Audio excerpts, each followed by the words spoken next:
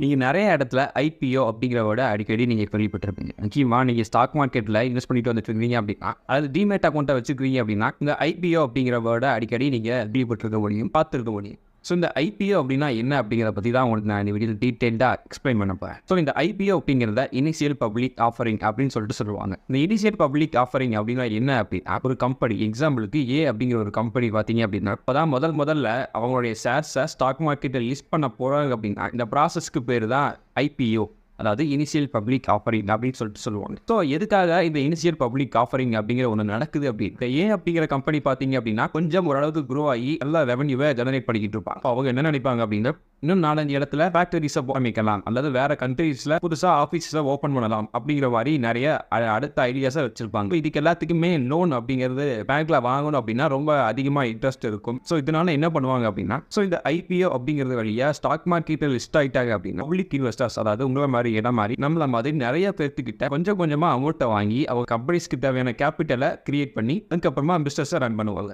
இந்த ப்ராசஸ் தான் நம்ம ஐபிஓ அப்படின்னு சொல்லிட்டு சொல்கிறோம்.